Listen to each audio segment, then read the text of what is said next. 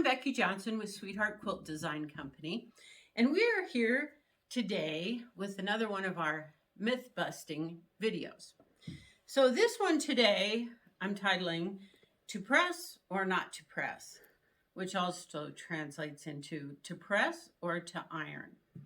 So I've always gotten confused between the two terms press and iron. So I decided this morning to do a little Google research and see what the dictionaries had to say about it. And I actually found out that when you look up iron, the example they give is to press. And when you look up press, the example they give is to iron. So as far as the dictionary is concerned, those two words are kind of interchangeable. But the way that I understand it among quilters is that to press means to set the iron like this and not move it. And to iron means to move the iron like this. So I've heard both sides of the issue. And now this one, unfortunately, I have to press it toward the big piece, but with this strip set. So the goal in pressing or ironing is to get a nice flat seam. You don't want to have what I refer to as tuckies or places where you've ironed in an overlap of your top strip over the bottom strip. So that's where you have to be careful. If I just lay this back like this and I start to press like this, then if you look at this, you can see that, oh, we don't have a flat seam at all. We've got a 1/16 of an inch, almost an 1/8 of an inch. And since there's two pieces of fabric there, if it's a 1/16 of an inch, it doubles, making it an 1/8 of an inch. So you've just, by doing that, shrunk your block an 1/8 of an inch.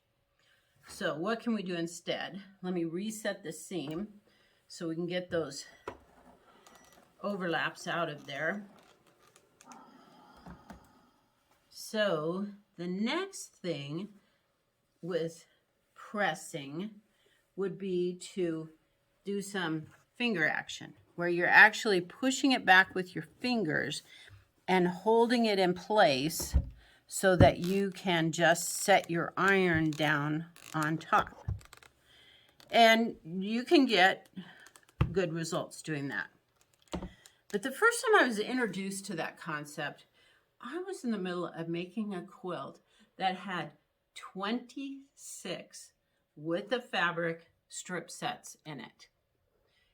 And the idea of doing this hard stuff with my fingers on 26 strip sets, I couldn't imagine doing it. So I think on a limited basis, this can work. All right, but especially for those of us, I spent my career as an accountant, and carpal tunnel syndrome, that's not going to work for me. So the alternative of ironing. Now in ironing, you move the iron. So you can go along here like this and push back on it and get a good flat seam that way. But now the drawback to ironing, you have to be really careful that you're not making it curve. Because you notice I'm using steam, and I use steam. I know other people don't, because you can distort the fabric with it. And that is absolutely true. I tell people in my classes, you can use your iron to make it look really good or really bad. So you have to be careful when you're ironing. And you want to go straight. So keep your strip straight. So I kind of work ahead with my fingers a little bit to make sure it's laying flat. And once you get the strip going, you can just push back on it and do pretty well. But now you notice, if you look at this strip, I've got a little bend in it and another little bend. And that's not what we want.